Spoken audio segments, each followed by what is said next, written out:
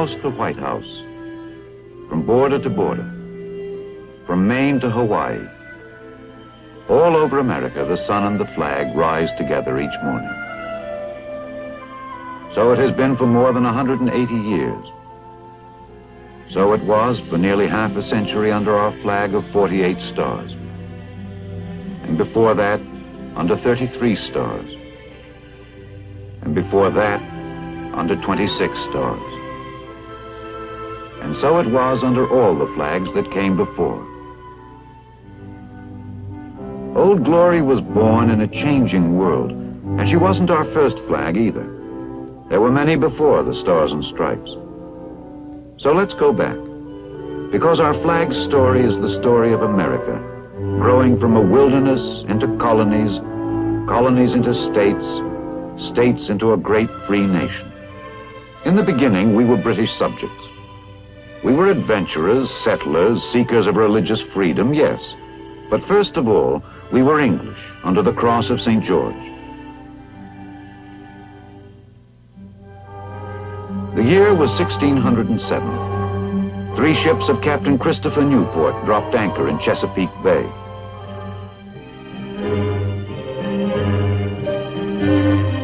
They were 4 months out of London. The new land was as strange to them as the planet Mars. Lord Percy's diary for this day says, "Ashore we found fair meadows and goodly tall trees, noble forests, the ground carpeted with flowers, game, fine strawberries, turkey nests, and Indians.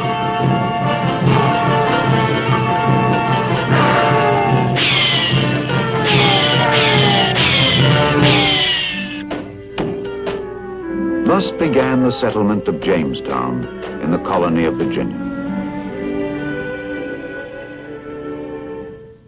Under the same flag a few years later, the Pilgrims settled in Massachusetts. The flags of many explorers, Dutch, French, Spanish, and others, have flown briefly over our land. But the first to colonize were Englishmen. This was their flag, our flag, as we started to grow from 2 lonely settlements to 13 expanding colonies. During our early growth, the flag of the mother country became the Union Jack, as England and Scotland united. This became our flag, too, though as we grew, we were changing gradually, almost unconsciously, from being colonists to being Americans.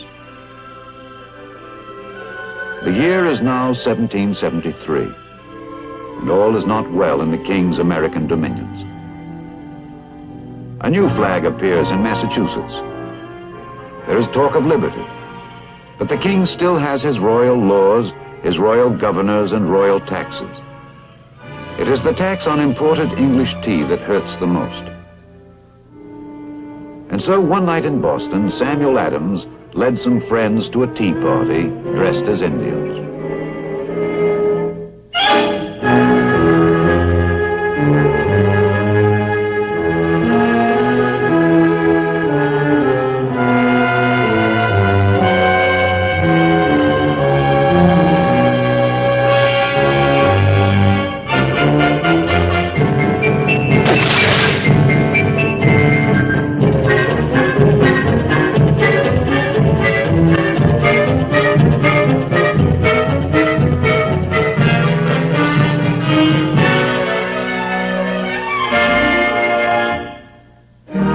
The strange new flag said liberty, but it was only a hope, not a reality. And British troops cut down the liberty flags wherever they went up. And so the colonies simmered like a kettle on a fire.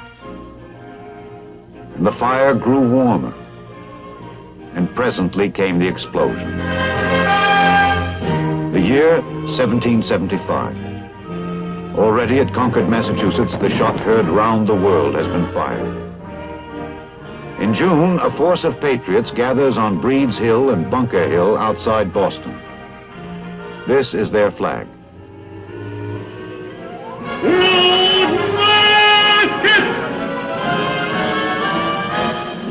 Don't fire! see the whites of their eyes. Fire!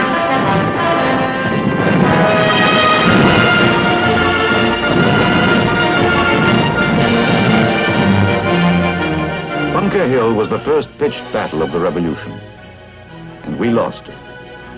But the British paid a murderous price. They knew now for the first time that it would be a fight to the finish.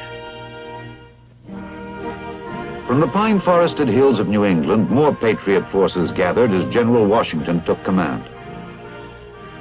Aptly enough, the pine tree flag was flown by many of them, distinguishing New Englanders from troops of other colonies.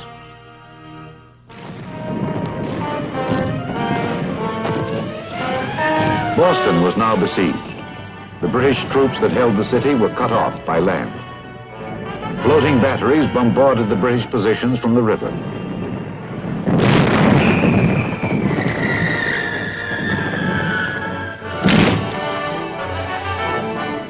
Along the coasts, armed privateers fought running battles with British men of war. The American fleet could not hope to match the powerful British Navy, but we could sting them, harass them, and pick off the strays. The first fighting schooners of General Washington flew this flag. It is a Massachusetts flag, but each colony had a navy of its own, too, ranging from one galley to as many as 72 vessels. Now the year is 1776.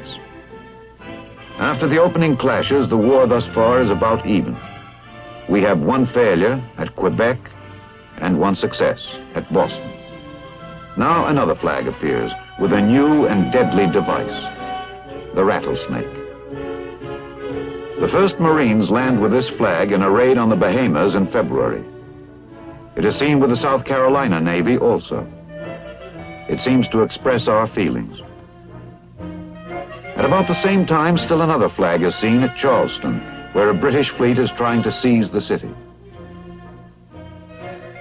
For 10 hours, the British warships pounded Fort Sullivan, almost at point-blank range. But for 10 hours, the Carolina men fought back like demons, destroying one ship, crippling others, until the enemy gave up and sailed back to sea. Thus we gained another victory. But the war was young. So far, it was just a rebellion, not yet a revolution. Now, as the summer comes on in 1776, one flag rises above all others, the Grand Union. The rebellious stripes, descended from an old Dutch freedom flag, stand for the 13 colonies. The British Union Jack in the corner shows we have not yet broken away from the empire. But a great decision is approaching. The orators, the firebrands, like Patrick Henry and Tom Paine, have been heard. The committees of correspondence and the Sons of Liberty have done their work. The word independence is heard more and more. The idea of independence spreads and grows. Now it is the time of the Continental Congress meeting in Philadelphia. The time of John Hancock, John Adams, old Ben Franklin, and young Tom Jefferson. The tree of liberty must be refreshed from time to time with the blood of patriots and tyrants. We must hang together, or most assuredly we shall all hang separately. There is but one course, a union, a confederation of 13 states, independent of parliament, of ministers, and of kings.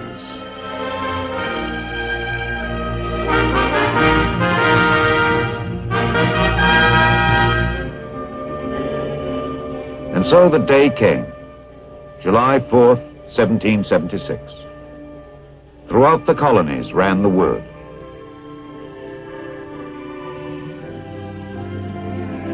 Hear ye a declaration by the Continental Congress, when in the course of human events it becomes necessary for one people to dissolve the political bands which have connected them with another. We hold these truths to be self-evident. that all men are created equal, that they are endowed by their Creator with certain unalienable rights.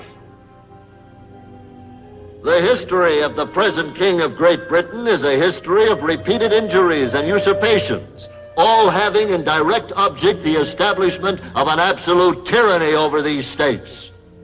Thus, in the midst of a war which the king might easily win, the colonists denounced that king as a tyrant and proclaimed independence throughout the land.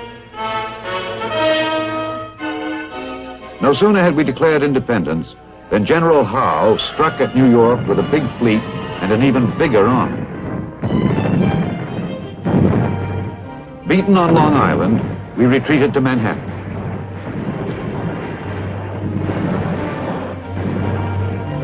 Defeated there, Washington pulled back to White Plains. Then across the Hudson into New Jersey, and then retreated still farther south and west to the Delaware River.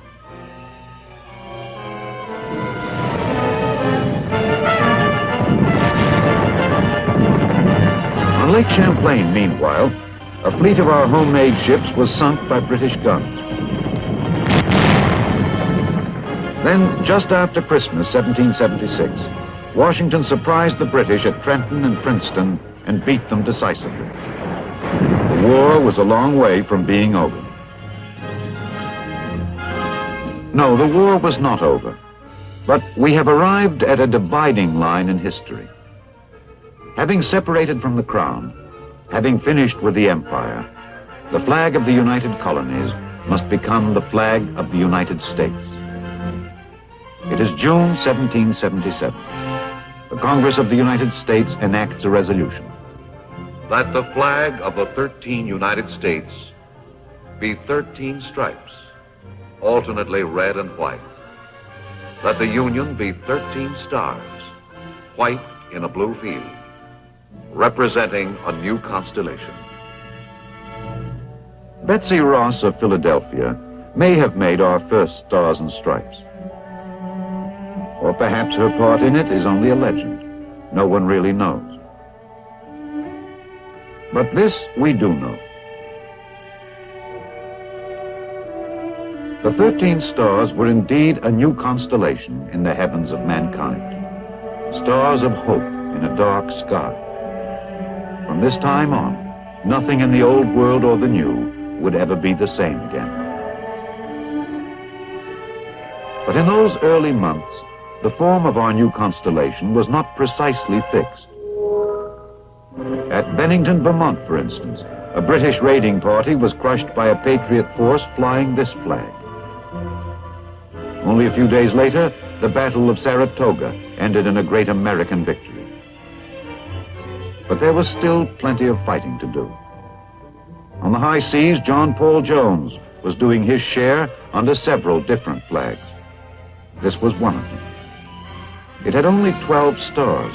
Why, we do not know for sure, but there it was, standing for liberty and union, and that was enough for Jones.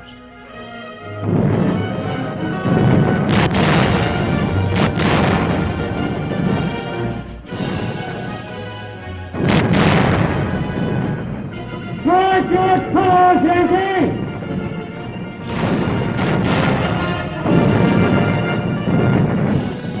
We have not yet begun to fight.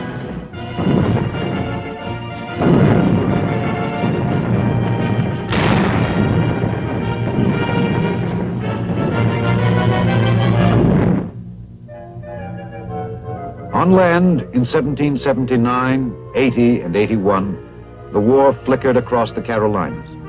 An American general said, We fight, get beat, rise and fight again. We lost at Camden and won at Kings Mountain. We won at Cowpens and lost at Guilford Courthouse.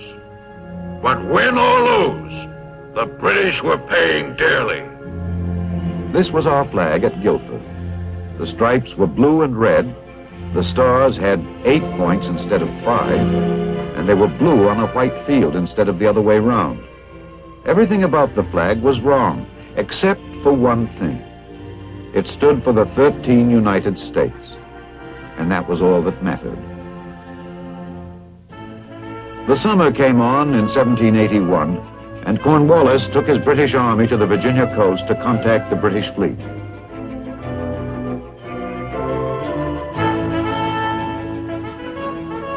But the French fleet, allied with us, showed up instead.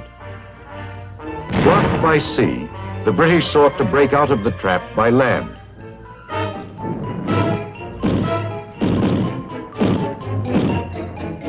But Washington was there with every cannon the colonies could muster. It was time for another kind of flag.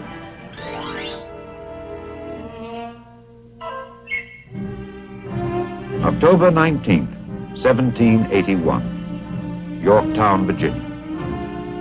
7,247 British troops surrendered. The impossible thing had happened. The impossible dream had come true. It was 6.5 years from the first shot at Concord to the last at Yorktown. Against the greatest nation on earth, we had won the unalienable right to be free.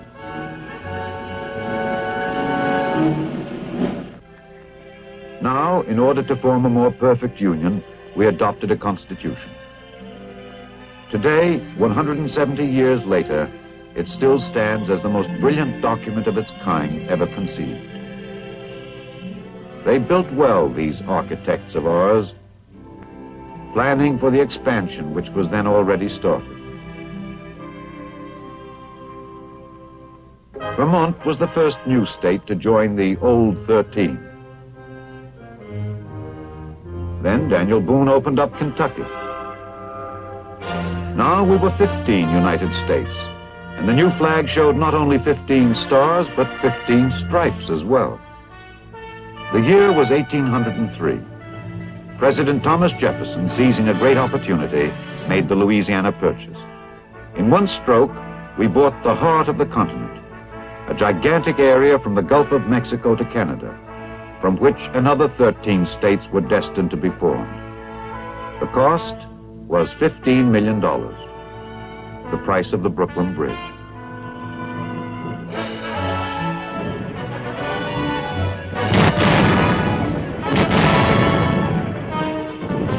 In 1812, we found ourselves again at war with Britain, this time over freedom of the seas. In this conflict, the spotlight of history shone on Lawrence and Decatur, on Perry at the Battle of Lake Erie, on Andrew Jackson at New Orleans.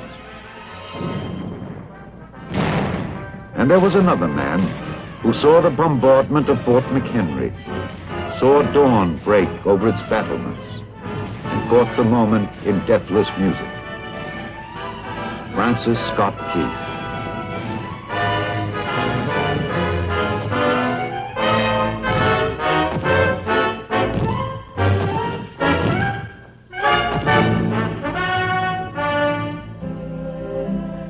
The War of 1812 interrupted our seaborne commerce, but not our expansion westward. 5 new states were organized and joined the Union by 1818. Now Congress returned to the original flag of 13 stripes. But since no rule was made as to arrangement of the stars, this flag, the Great Star flag, came into being for a little while.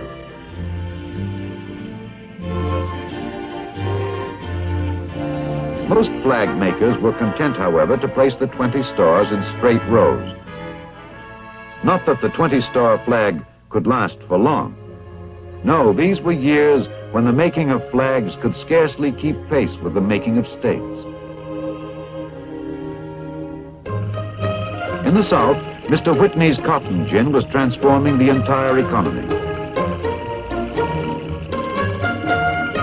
along with sugarcane and tobacco.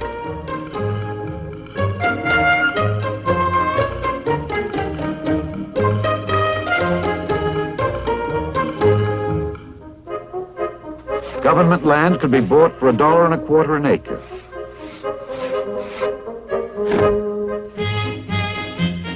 And if you didn't like it in Indiana or wherever you were, you could go out west to Illinois or on into Indian country.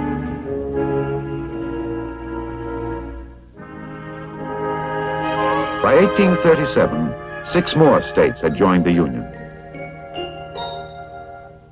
Every few years, the stars of the flag had to be rearranged and increased. The settlements grew into villages, the villages into towns, and the towns began calling themselves cities. Not everyone thought we'd keep on growing. A United States senator about this time said, After we pass the Missouri River, except on a few streams, there is no territory fit for settlement or habitation. well, maybe not. But if he'd spoken in independence, his words would have been lost in the clouds of dust raised by the westbound wagon trains, heading out over the Santa Fe Trail and the Spanish Trail, the Oregon Trail, and the California Trail. Trails for the Conestoga wagons marked out by Kit Carson and John C. Fremont over 2,000 miles of plains and mountains. This was also the era of Davy Crockett, who wrote his name in history at the Alamo. Texas for a time was an independent republic. Then, in a short-lived war with Mexico, our southern and western borders were settled once and for all. By the annexation of Texas and the Mexican cession, we at length had reached the Pacific coast. And soon we had more states to add to the growing Union. Our flag had 33 stars in the spring of 1861. But on April 12th of that year began the saddest chapter of American history. The Civil War started at Charleston and ended at Appomattox 4 years later. While it lasted, 11 states were in secession from the Union. The war raged north and south, east and west. Peaceful farms and villages became battlefields. Brother fought against brother. One under the stars and stripes, the other under the stars and bars.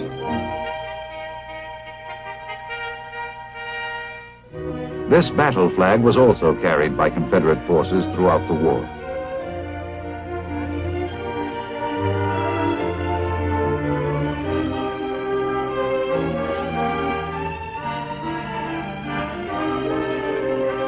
In the end, the Union prevailed.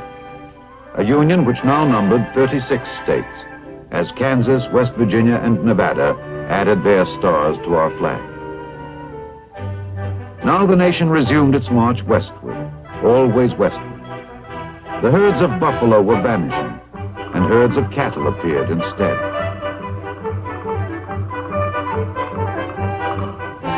The railroad from the east joined the railroad from the west in what is now Utah. And in Philadelphia, there was a great centennial exposition. 100 years had passed since our Declaration of Independence.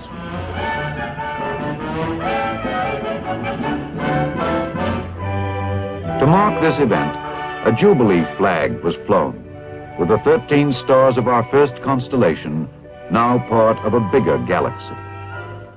Now the remaining territories quickly formed into states. In 1 year alone, 1890, 5 new stars were added simultaneously to our flag. And by 1912, all the gaps had been filled.